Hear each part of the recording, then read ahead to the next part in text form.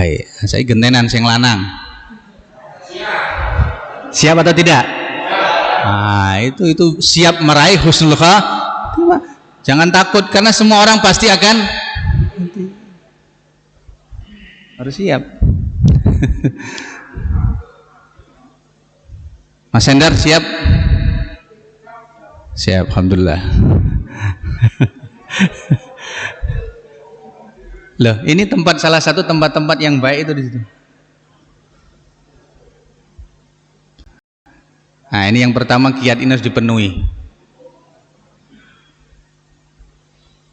Benarnya akidah atau keyakinan dan ibadah ini serta istiqomah di jalannya. Nah, ini harus dikuatkan ini. Ini tahapan pertama ini. Kalau kita tidak punya yang ini, nomor satu ini, keyakinannya orang genah, afwan ya. Ini untuk memperjelas bahasa saja. Keyakinannya tidak jelas, kadang percaya dengan Allah, kadang masih percaya dengan dukun, kadang masih percaya dengan paranormal, orang pintar, masih mempercaya itu tanda-tanda waliyazubillah su'ul khatimah. Itu tandanya, itu berbahaya itu. Orang punya keyakinan yang benar kepada Allah kok ragu dengan rezeki Allah, itu dari mana rumusnya? Nggak boleh ragu. Sedikit pun tidak ada keraguan dalam hati kita, nggak ada. Masa depan kita itu telah ditetapkan oleh Allah. Tugas kita menjalani saja. Ora kena wedi, kalau bagaimana dia takut. Ustadz gimana Ustadz? Anak saya masih kecil-kecil Ustadz, umur saya sudah sepuh misalnya. Nggak usah khawatir. Tugas kita ibadah yang sungguh-sungguh, percaya sama Allah. Rizki sudah diatur oleh Allah. Meskipun corona belum juga tuntas, ekonomi tidak tahu arahnya kemana, semua bisa merasakan, tidak usah khawatir. Wala tahinu, kata Allah. Coba dilihat akidah, keyakinan kita harus kuat kepada Allah Subhanahu wa Ta'ala.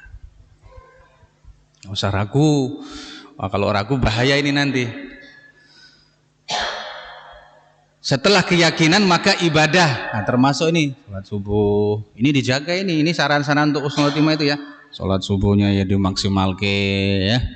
Berjamaah terutama yang laki-laki ya. Subuh, duhur, asar, maghrib, isya. Terus enggak kenal lelah dia, enggak pilih-pilih dia. Enggak pilih-pilih kasih. Saya sempatnya hanya maghrib Pak Ustadz, isya enggak sempat. Saya sempatnya subuh Pak Ustadz, yang lain enggak sempat. Orang pilih-pilih ini ibadah ini. Nah, inilah yang harus diwaspadai, ibadahnya istiqomah terus. Sampai apa? Sampai akhir hayat. Terus dia lakukan.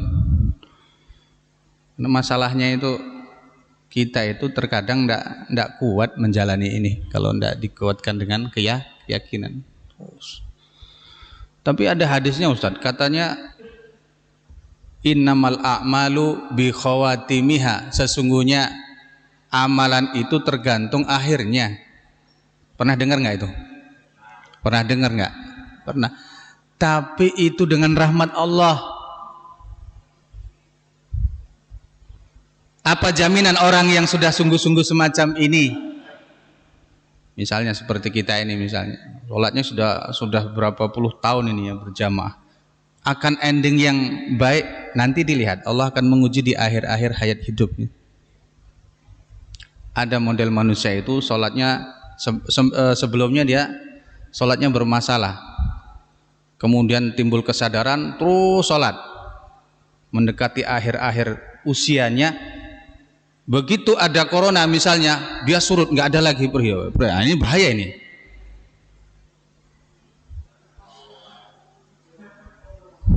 Orang kena corona apa nah ya? Nah, ini bahaya ini. Ini ibadahnya nggak istiqomah. Memang berat istiqomah itu. Kecuali yang punya nama istiqomah. Alhamdulillah. Koma terus. Kita ini dalam rangka mempertahankan ibadah ini wangele minta ampun loh. Semua bisa merasakan ya. Dulu sebelum mendapat hidayah Allah secara mutlak, belum belajar.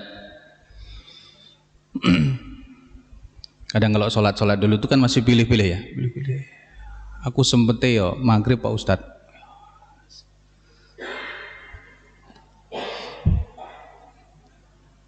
Terus hilang, muncul lagi. Ada yang duhur asar maghrib, duhur asar ada, tapi subuh maghrib isya nggak ada. Kan model orang itu beda-beda ya. Tapi tolong dipahami nasihat ini bukan sesuatu kemudian menyindir, menyakiti, enggak, bukan maksud saya itu. Ini terjadi pernah pada diri kita masing-masing. Ada yang sama sekali nggak tersentuh dia. Sholatnya 1 pekan sekali. Sholat Jumat. Yang lain di rumah ya sholat, tapi kadang-kadang nek lagi iling. Sholatnya terlambat terus. Terutama yang hati-hati ibu-ibu ya. Terkadang ibu-ibu ini kalau nggak hati-hati begitu mendengar adzan itu masih tenang. Memang kaum wanita di situ ya. Kalau di rumah maksud saya, biasanya ujiannya kaum wanita itu di waktu duhur dan asar dan Jumat. Wanita nggak ada kewajiban untuk sholat Jumat.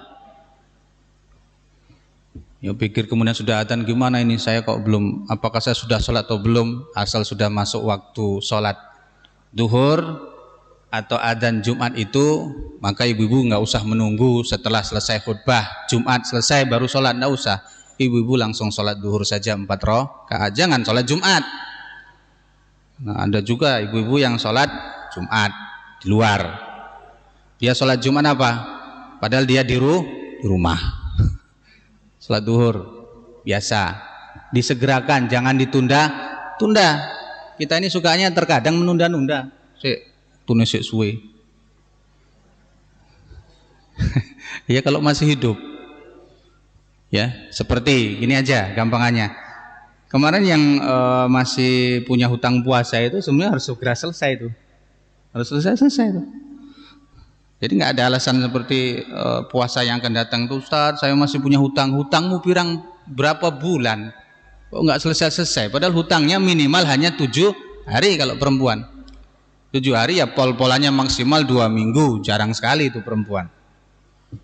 Kok masih punya hutang berapa? Punya hutang 7 Pak Ustadz, 7.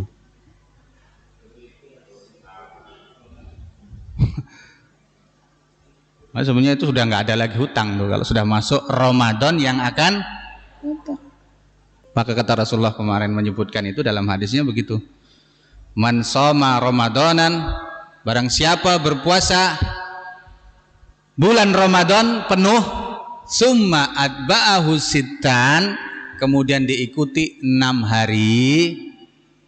Ini Ramadan tuh 29 atau 30. Setelah itu Syawal istirahat tanggal 1 Syawal karena Idul Fitri, diikuti puasa 6 hari. Tanggal 2, 3, 4, 5, 6, 7 Syawal. Ustadz, saya kalau berturut-turut nggak bisa Ustadz. Oke, para ulama membolehkan. Yang penting di bulan Syawal. Summa atba'ahu sittan, diikuti dengan puasa 6 hari di bulan Syawal. Kana kasyamid dahr, seperti puasa 1 tahun penuh. Tahun loh. Rugi dia kalau nggak bisa meraih yang 6 itu. Makanya ibu-ibu tuh sampai para ulama memahami hadis ini, siapa yang berhak mendapatkan ini? Ternyata para ijtihad para ulama, dia pahala 1 tahun tadi, 1 tahun penuh, dia harus menyelesaikan puasa wajibnya terlebih dahulu. Karena yang wajib itu lebih diutamakan daripada sunnah. Maka tidak ada istilah pertanyaan masih punya hutang, itu nggak ada. Karena hutang dengan Allah itu wajib untuk dibayar. secepatnya. Ya. Nah, inilah bentuk istiqomah dia di jalan Allah. Lihat firman Allah. A'udzubillahi minasyaitonirrajim. Innal ladzina qalu rabbunallahu tsumma istaqamu tatanazzalu alaihimul malaikatu alla takhafu wa la tahzanu wa absyiru bil jannati allati kuntum tu'adun. Sesungguhnya orang-orang yang mengatakan Tuhan kami adalah Allah, kemudian mereka meneguhkan pendirian mereka, maka malaikat akan turun kepada mereka dengan mengatakan, janganlah kamu takut dan janganlah merasa sedih. Ini orang-orang beriman, keyakinannya kuat sama Allah. Ini malaikat datang kepadanya, kasih kabar gembira orang itu.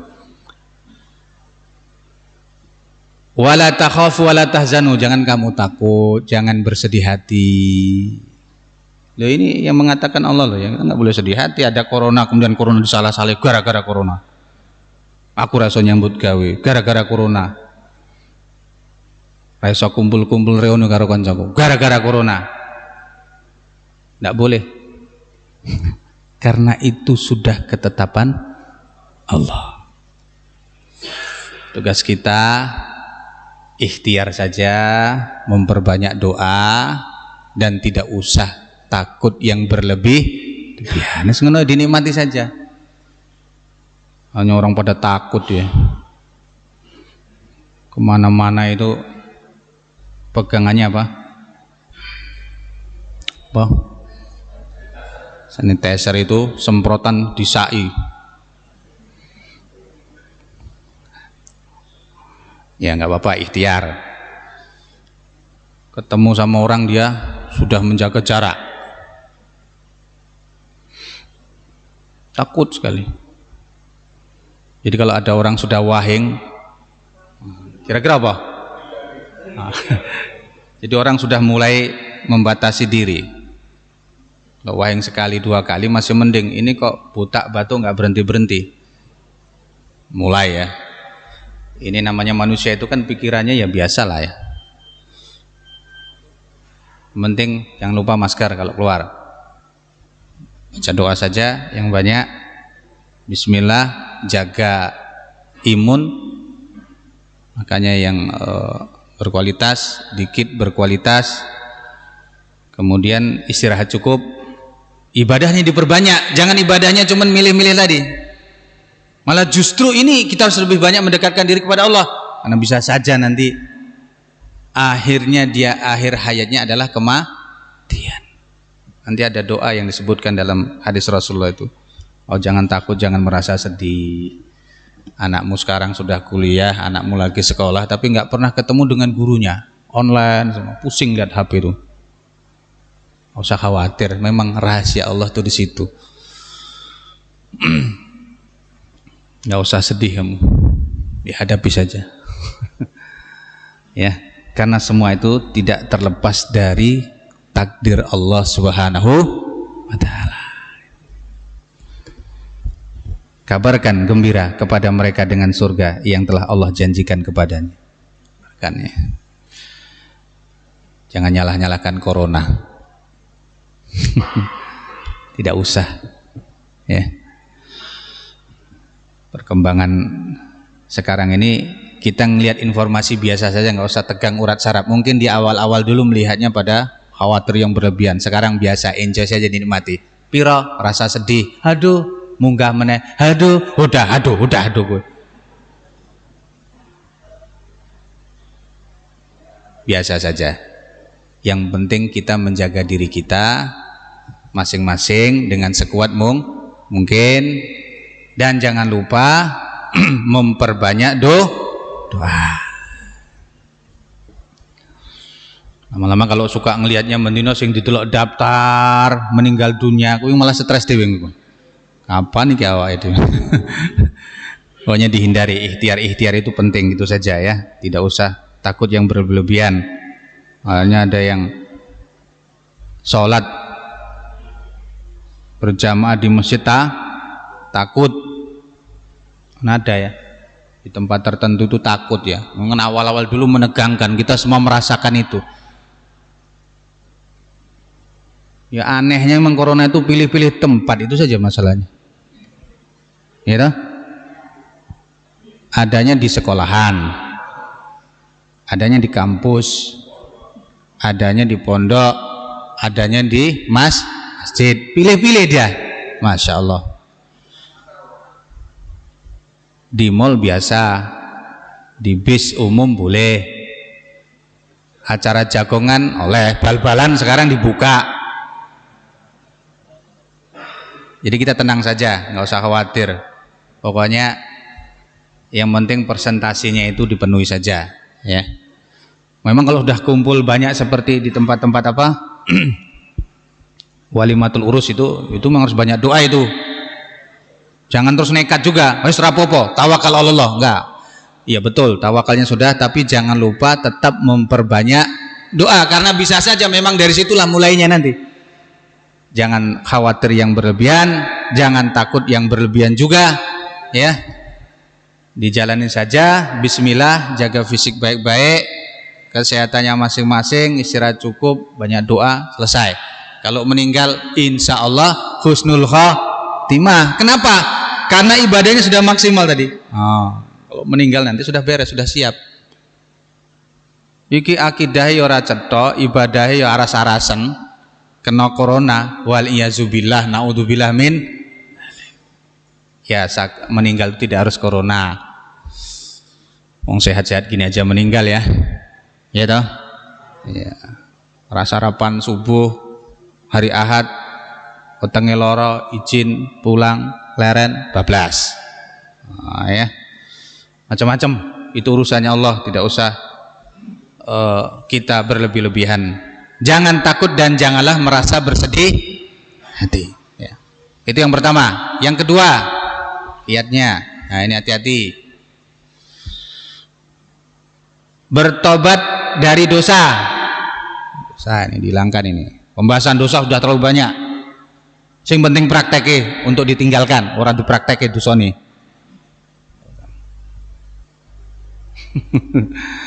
Hati-hati. Hati-hati yang suka posting-posting dosa itu. Kamu sudah membuat orang lain dosa. Satu grup 200, 3.000. Dosamu 3.000 itu orang yang lihat. Hati-hati gue. Bukan saya nyindir kepada si fulan Sunda, semua kita. Mungkin kita dulu belum dapat hidayah, baru terasa ya Allah. Maka nenek posting juga hati-hati gue. Itu yang menyebabkan dia nanti bisa menjadi su'ul khatimah. Posting itu hati-hati. Ini ngeri loh, dosa ini paling ngeri loh. Ya caranya dihindarilah sekuat mungkin lah. Kita punya filter masing-masing. Sekarang dosa ini meskipun nggak bisa nampak langsung kita lihat. Kalau dulu sebelum ada alat media sosial, dulu belum secanggih sekarang, itu kalau orang melihat maksiat itu langsung di depan mata. Tapi sekarang lebih canggih, nggak harus keluar. Yakin ini bapak-bapak itu punya HP itu. Gayane wae do ngaji, cekelane HP ning omah yo bingung deh. Putar-putar kayak.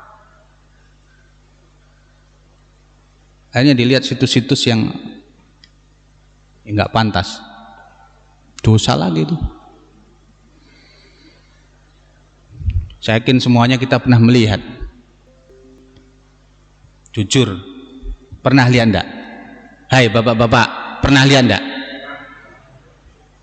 Pernah enggak?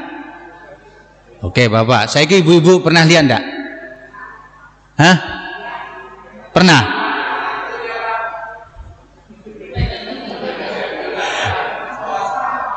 Ayo mbiyen HP ini jadul, saya kira orang sing jadul. Maka bersyukurlah orang yang punya HP, satu HP jadul, dua dia nggak punya HP, udah bersyukur itu. Maka sekarang maksiat itu semakin kemasannya canggih, tidak harus langsung berhadapan. Bahkan zina pun bisa melalui HP. Loh kok bisa Ustaz? Ya janjian sih, ketemu kubar pengajian yo ketemu neng di neng manahan jam piro. Semua.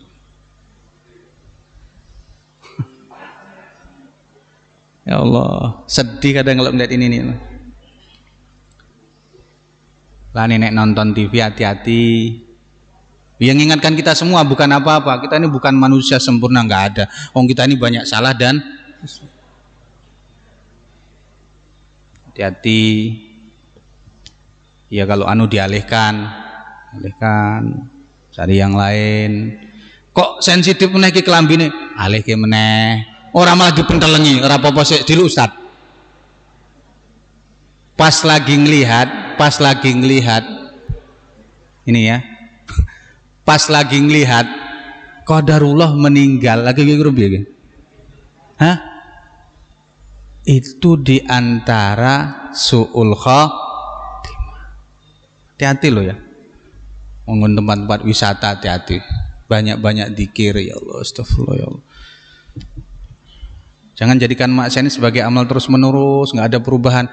Kita sholat di sini setiap hari, tiap hari berjamaah bersama saudara-saudara kita ini, itu dalam rangka apa? Sesungguhnya ini menghilangkan dosa dan maksiat aslinya itu loh. Hilangkan. Jangan seperti biasa saja antara sholat sebelum sholat dan sholat kok nggak ada ending yang bagus. Ada perubahan terus, peningkatan kesadaran ya. Hati-hati jangan terus menerus ini ya, nanti bisa bahaya nih kalau kebablasan ini.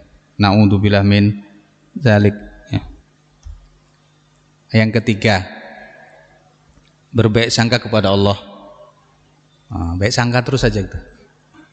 Padahal hati ini loro asli nih misalnya. Ya Allah, nggak usah khawatir ya. Ini berbaik sangka ini diriwayatkan dalam hadis riwayatkan Imam Tirmidzi, sanadnya sampai kepada Anas bahwa Nabi pernah menemui seorang pemuda yang akan meninggal dunia. Nabi pernah berjumpa dengan pemuda yang akan meninggal dunia, berarti masa karat ya. Lalu beliau bersabda, apa yang kau rasakan wahai pemuda? Karena dia sudah mau meninggal ini. Ia menjawab, demi Allah wahai Rasulullah, aku berharap kepada Allah namun aku takut akan dosa-dosaku. Jadi hatinya itu bimbang, aku kepengen ya Allah supaya matiku husnul khotimah, ingin dimasukkan ke surga, tapi dia melihat menyadari dirinya itu sebelum terjadinya mendekati kematian itu dia banyak dosa ya. Ya Allah, salat ya orang cukup, amal ya orang maksimal, sedekah ya ora akeh. Sehingga ada di dalam hatinya itu dua pertemuan antara ya harapan dan ada kekhawatiran. Apa yang dijawab Rasulullah? Maka Rasulullah tadi mengatakan demikian, la yastami'ani fi qalbin 'abdin fi misli hadzal mautin illa a'tahullahu ma yarju wa amanahu mimma yakhaf. Tidaklah berkumpul dua perasaan ini. Perasaan yang mana? Perasaan yang ini. Harapannya kan kalau orang sudah kepepet, sudah meninggal tuh harapannya apa? Husnul khotimah ya, harapan. Tapi kadang nanti akan dimunculkan gangguan itu di sini. Setan akan menampakkan pada dirinya rasa kekhawatiran. Mana aku mau husnul khotimah, dosa mukeh. Mana husnul khotimah, kamu ora tau salat. Salatmu sekarang akhir-akhir saja. Itu terus itu. Gangguan itu ada. Maka Rasulullah kemudian mengatakan begini, tidak akan mungkin berkumpul dua perasaan ini dalam hati. Tidak akan mungkin berkumpul perasaan ini ke dalam hati seorang hamba di saat kondisi semacam itu, melainkan Allah akan memberikan harapannya dan mengamankannya dari yang ditakutinya. Ini nggak mungkin. Makanya tadi di hadis pertama, di dalam ayat pertama tadi, wala tahinu wala tahzanu, kamu jangan takut dan bersedih hati. Udah ada tempatnya. Kita ingin ending kita tuh bagus, sekali. Wis rasa mikir sing neko-neko. Kalau orang sudah mati itu harapannya cuma satu. Supaya apa? Supaya bisa mengucapkan ketika akhir hayatnya la ilaha illallah. Wah, itu paling indah itu. wis ra penak meneh ketemu karo kanca-kanca ngene iki. Iya. Wis enggak ada kepengen rasa ingin makan makanannya. Kenapa? Karena itu adalah ending akhir dia perjalanan hidupnya. Kita ingin mengakhiri gitu, makanya kalau ada orang sakarat itu kan mesti pandangannya kan sudah mulai satu arah. Kalau nek wis ra iso nglirik kanan nglirik kiri, nah itu tanda-tanda. Nek iso nglirik kanan nglirik kiri malah maten muter-muter ndelok, ah itu masih hidup. Tapi kalau sudah mulai terarah satu, nah ini sana sih ya malaikat pas yang tepat ada yang mentalkinkan di telinga kanan, terutama anggota keluarganya, jadi nggak usah takut. Pi Pak Ustadz arep mati, kamu talkinkan, ilmu ngajimu itu diamalkan, dekatkan telinga. Qul ya abi la ilaha illallah, pelan-pelan saja, rasa mbok bentak-bentak, rasa mbok seneni wong ini iki. Ya takut dia, karena memang sakitnya luar biasa sakarat itu. Melebihi seperti seseorang yang disabet pedang. Sakitnya luar biasa. Koyoke ora apa-apa, urung ngrasake kowe. Dati ini. Yang bisa menguatkan kita itu ada apa? Akidah dan ibadah dia. Ibadahnya dia akan menguatkan dia. Allah akan berikan rasa aman. Maka saya dikisahkan dalam satu riwayat itu gitu ya. Imam Ahmad sebelum meninggal itu pernah ngalami itu ya. Jadi ketika ingin ditalkinkan oleh anaknya, Imam Ahmad itu seorang ulama yang luar biasa, muridnya Imam Syafi'i. Pertama Imam Malik, kedua Imam Abu Hanifah, Imam Syafi'i dan Imam Ahmad. Maka dikenal dengan 4 mazhab itu. Imam Ahmad ketika meninggal dunia, ya ulama sekelas calon penduduk surga pada waktu itu saja begitu ngalami. Apa nek kaya awake dhewe ngene iki. Maka ketika mendekati sakarat, anaknya mendekati, anak yang saleh datang. Wahai abi, wahai ayahku, qul la ilaha illallah. Bisikan ke telinganya. Tapi kata Imam Ahmad, ayahnya ngomong bela. La itu artinya ora. La ilaha illallah. La. Maka qadarullah akhirnya menyembuhkan, Allah menyembuhkan ini seorang ulama yang saleh, sembuhkan. Begitu sudah sadar, anaknya tanya semua, wahai abi, wahai ayahku, kenapa ketika aku menuntunmu mengucapkan kalimat la ilaha illallah kok engkau menjawab la? Ora. Seharusnya mesti kan orang soleh kan mengucapkan la ilaha illallah mesti dia lakukan ya. Tapi enggak, ternyata apa? Di sekitar Imam Ahmad dalam riwayat itu, di situ ada setan dan malaikat saling tarik menarik. Wah, ayo kamu Imam, ucapkan la ilaha illallah. Yang satu ternyata tarikannya setan lebih besar. Tidak penting kamu mengucapkan itu, toh kamu sudah mati selesai. Makanya Imam Syafi'i tadi menolak ajakan setan dan tari-tarian. Ya, kalau dia orangnya soleh, ibadahnya baik, keyakinannya baik, ketika sebelum sakarat itu daya tariknya nanti insya Allah ke malaikat yang mengajak kepada kalimat la ilaha illallah. Selesai. Nah, nanti kan banyak dalam kehidupan kita itu kan daya tariknya kemana? Ke malaikat atau ke setan? Kebanyakan setan. Kenapa? Karena sebelum mengakhiri hayatnya seseorang tadi, ternyata ibadahnya penuh dengan masalah. Itu tadi, sholat ya pilih-pilih, nek lagi iling ya sholat, nek lagi pengen didit ya sedekah, nek ran didit ya ratau.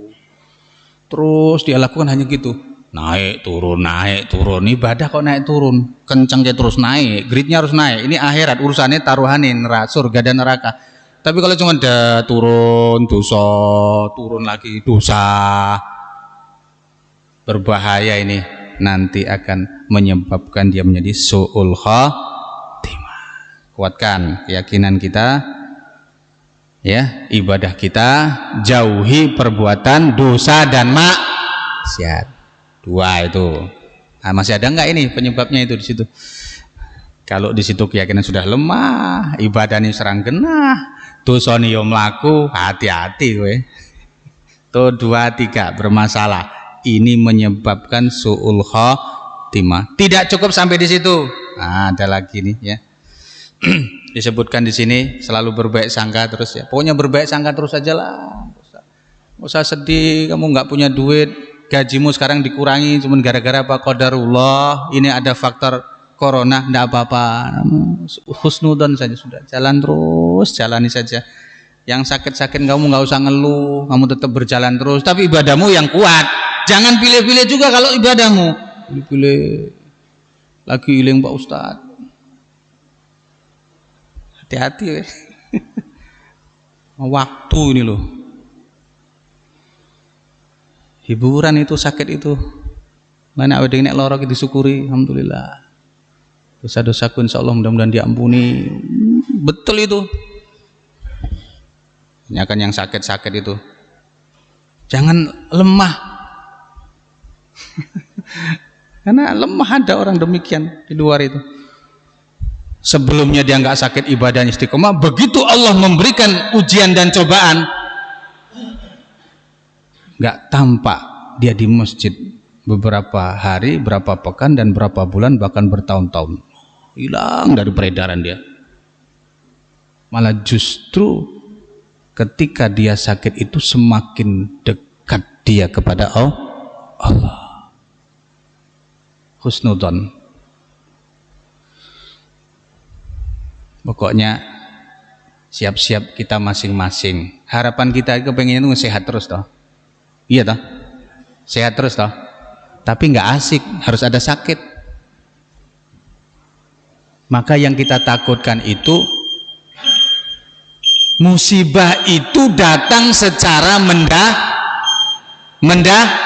ada datangnya. Mungkin setelah kajian ini bisa saja akhirnya kita nggak bisa gerakan tangan kita, nggak bisa apa-apa. Itulah kamu pelajaran itu. Pokoknya kudu siap-siap kabeh. Yang bisa menguatkan kita ini keyakinan kita, ibadah kita, hindari maksiat dan dosa. Itu yang akan menguatkan kita. Husnudzon. Tenang saja.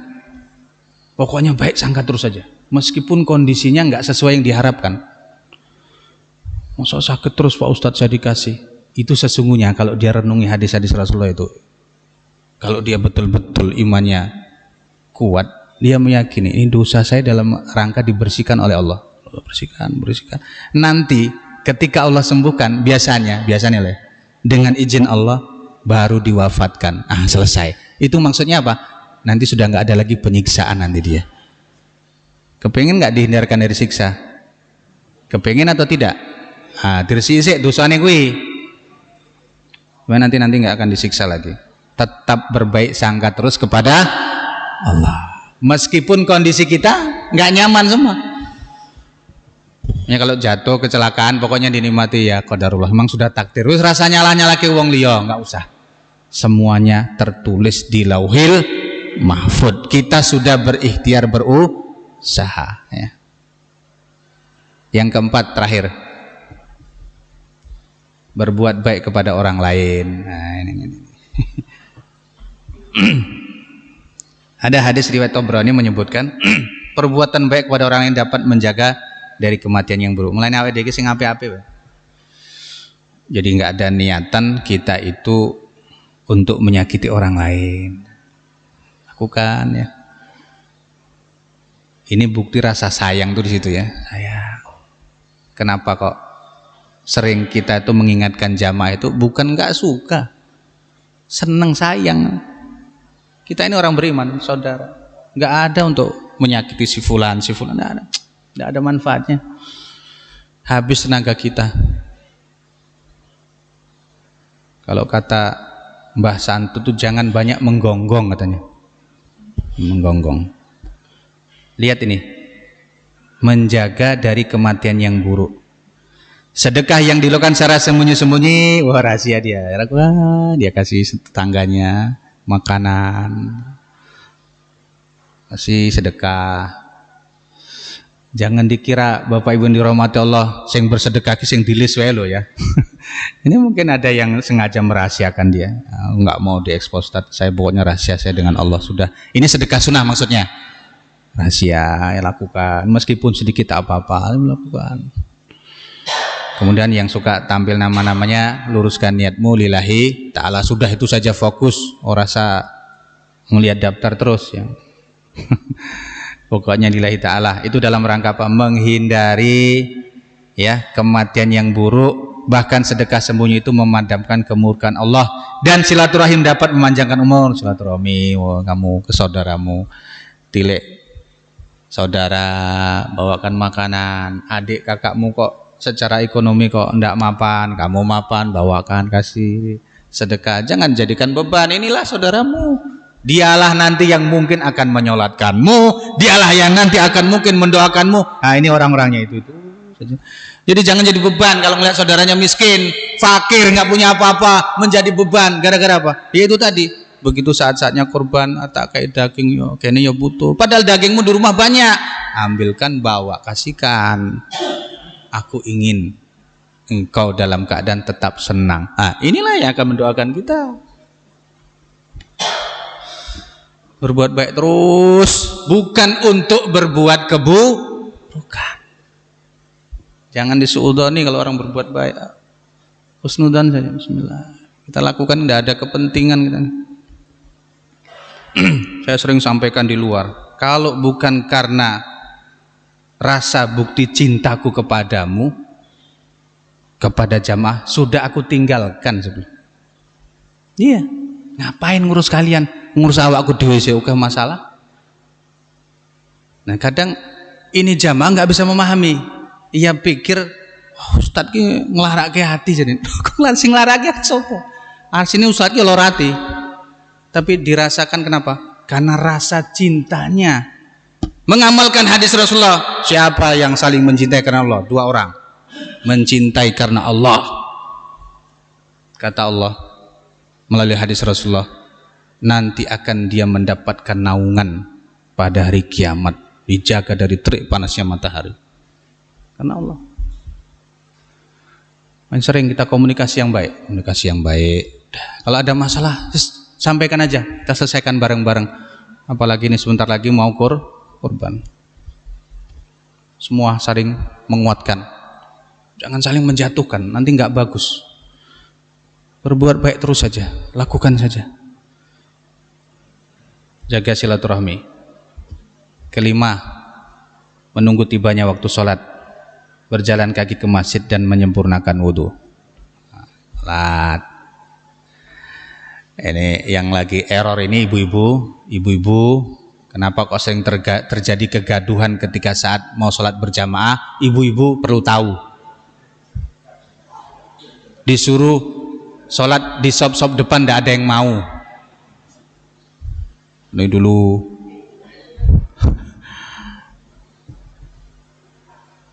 habis penuh sop depan, sop kedua ojo ngenteni ngindik kayak sing ngindik saka tembok sik tak enteni ben rasakno kae ini. Cepet-cepet waktu, jangan nunggu komat kamu sik melaku tekan kono lah, tanggung gerang sak menit terus ngadeg terus komat terus padahal itu mustajab doa lo ya. Mulanya awake dhewe nek wis adzan ndang lek wis cepet dihindari terlambat nek tekan masjid iso tekan, nek ora meninggal di pinggir jalan dia. Doa ya Allah, doa ini banyak-banyak doa saja. Ini kan kesempatan istighfar di sini ya, banyak waktu sholat. Apalagi kalau duhur itu 10 menit ya, 10 menit itu kan 4 rakaat sebelum duhur itu juga kadang singkat, makanya waktunya hati-hati. Terutama maghrib juga cepat. Itu yang akan mempermudah kita menjadi husnul khatimah. Saya rasa ini saja. Nanti kita lanjutkan lagi pertemuan yang akan datang. Tip-tip ini coba yang sudah disebutkan ini dipraktekkan, diamalkan. Rasa kok kan teori. Prakteke bismillah, tawakal Allah, berdoa yang kuat, insya Allah ending akhirnya menjadi husnul khatimah. Aku qouli hadza wastaghfirullaha li wa lakum. Mudah-mudahan di hari Ahad ini Allah memberkahi kita semua, meridhoi kita semua, mengampuni dosa-dosa kita semua, amal ibadah kita diterima oleh Allah Subhanahu wa taala, dan mudah-mudahan Allah mengakhirkan hidup kita dengan husnul khatimah. Subhanakallahumma bihamdika asyhadu an la ilaha illa anta astaghfiruka wa atubu ilaik. Assalamualaikum warahmatullahi wabarakatuh.